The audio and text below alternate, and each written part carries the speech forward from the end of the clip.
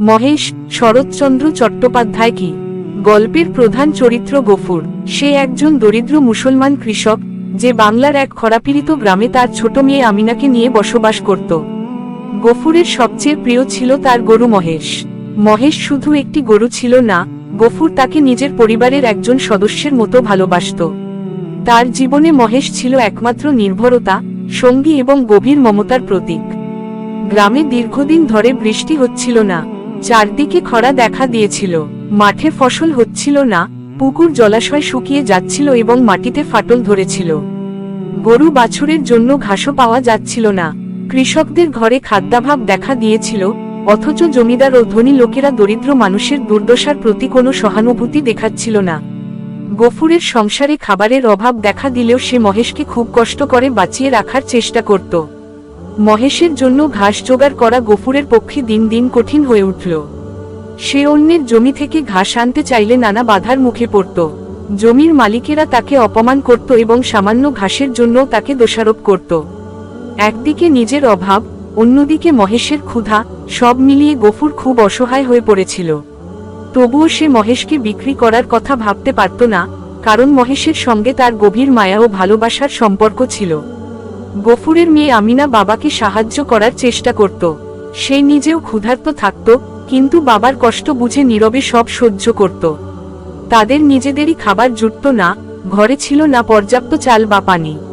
তবুও গফুর মহেশকে পরিবারের সদস্যের মতোই দেখত।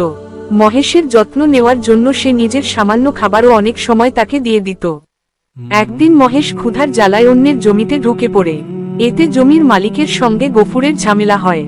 জমির মালিক গফুরকে অপমান করে এবং মহেশকে নিয়ে নানা অভিযোগ তোলে। গফুর খুব অপমানিত ও রাগান্বিত হয়ে পড়ে, কিন্তু তার রাগের পেছনে ছিল অসহায়তা, ক্ষুধা, দারিদ্র্য এবং দীর্ঘদিনের জমে থাকা দুঃখ। সে জানত মহেশ ইচ্ছা করে কারো ক্ষতি করেনি, ক্ষুধার তাড়নায় সে বাধ্য হয়ে জমিতে ঢুকেছিল। পরিস্থিতি ক্রমেই খারাপ হতে থাকে। মহেশের জন্য খাবার ও পানি জোগাড় করতে না পেরে গফুর মানসিকভাবে ভেঙে পড়ে। গ্রামের প্রভাবশালী মানুষদের কাছ থেকে সে কোনো সাহায্য পায় না, বরং দরিদ্র হওয়ার কারণে তাকে বারবার অপমান ও অবহেলার শিকার হতে হয়। একসময় সে মহেশকে বেঁধে রাখে, যাতে সে আর অন্যের জমিতে ঢুকতে না পারে। কিন্তু মহেশ তখন ক্ষুধা ও তৃষ্ণায় দুর্বল হয়ে পড়েছিল। গল্পের সবচেয়ে মর্মান্তিক ঘটনা ঘটে যখন গফুর প্রচণ্ড রাগ, দুঃখ ও অসহায়তার মধ্যে মহেশের ওপর আঘাত করে। সেই আঘাতেই মহেশ মারা যায়।